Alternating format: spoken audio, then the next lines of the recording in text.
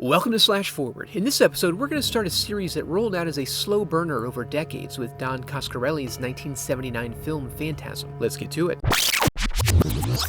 We open on a couple getting down to business in the cemetery. Aw, he's staying close to Grandma. Things seem to be going well despite an apparent lack of effort on Tommy's part. She pulls an oopsie-doopsie, however, with the old reverse penetration trick. He then checks out of the universe before it's revealed that he had been vigorously plunging himself into Angus Scrimm. We cut to Tommy's brother Jody and his friend Reggie, the local ice cream peddler, at the funeral home for Tommy's memorial service. Jody goes in to handle some of the formalities and hears some strange noises, but better to put these things out of one's mind, being surrounded by the dead and all. Little brother Michael shows up to discreetly dirt bike his way through the gravestones because no one ever taught him any respect. He hears similar noises and actually catches a glimpse of some mysterious shadowy figures. He does his best to observe the proceedings and feel a connection to his now dead older brother, having been excluded due to his age. He sticks around until after the service is over and observes some unusual behavior exhibited by this tall man. When a friend arrives to offer condolences, we hear their parents died within the last couple of years. Now Jody's eager to bail, leaving Mike with an aunt and some crippling separation anxiety. Reg and Jodes later have an afternoon jam sesh, singing about what they're doing. And I'll be sitting here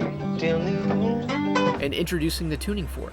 Jody later goes to drown his sorrows, followed, as always, by Michael. He doesn't think twice about the ease with which he pulls in this familiar blonde seductress, cocksure as he is. They find a familiar local spot for lovers and begin their intimate dance, while Michael quietly allows his brother's sex noises to wash over him. He's then startled by beastly noises of a less familiar variety coming from the underbrush, and takes off running through the scene. Jody runs after him. When he catches up, Michael breathlessly tells him about the experience, but Jody's incredulous, and also horny as a muskox. He sends him on his way so he can get back to his boneyard boning, but finds that a cold stone slab isn't the best place to leave your lady. Michael continues to be haunted by the tall man, both in his sleep and in town the next day when he observes him take a disturbingly long whiff of Reggie's ponytail. That evening, Michael hears a disturbance while wrenching on the car. It ends up falling on him and he freaks out, smashing Jody's tootsies, and eliciting a perfectly believable response. Despite his continued insistence, Jody remains unconvinced. Michael decides to get to the bottom of things himself, breaking into the basement window at the funeral home. He manages to avoid detection and wander the halls, but is pursued by a floating orb. He has a close call with the groundskeeper, but is able to duck out just in time to avoid the orb, which finds purchase in the groundskeeper's face, drilling in and sucking him dry. He has a brief standoff with the tall man before being chased into a close call situation and snagging himself some evidence of his otherworldly adventures. He shows this to Jody, who is finally convinced, despite the fact that this gag could be acquired at any Spencer's Gifts. After some discussion, Jody wants to present the evidence to local authorities, but when Michael goes to retrieve it, it's turned into the mother of all horseflies and absolutely refuses to shoo. They temporarily subdue it and try to play it cool when Reggie shows up. Reggie continuously tries to push an unnecessary conversation about slang and cream, but is soon inadvertently brought into the loop. Jody decides to do some investigating of his own, but doesn't get far before being descended upon by a gang of Dark World Ewoks. He escapes by barely managing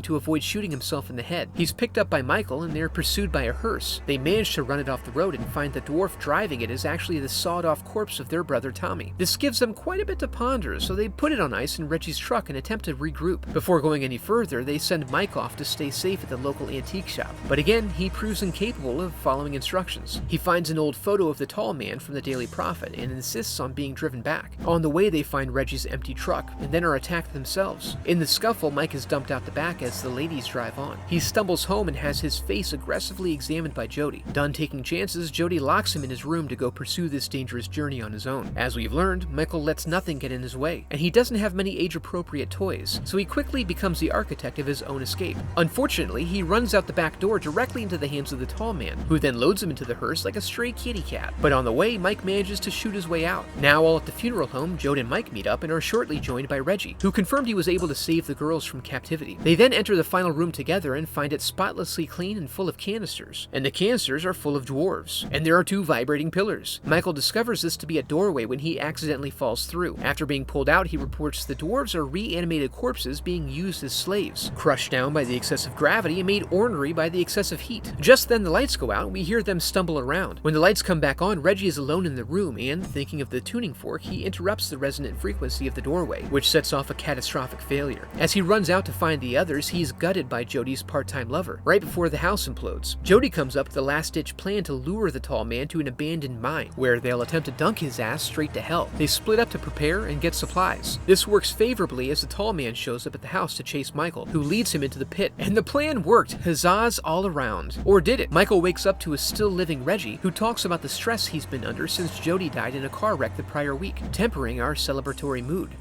Huzzahs temporarily retracted. However, when he returns to his room, the movie ends with another attack by the tall man. You may be asking yourself, how does this all work out? I suppose we'll have to wait and trust in Don's vision as the story unfolds over 4 more films. If you enjoyed the video, I'd love for you to become a part of the channel by subscribing. Thanks for watching.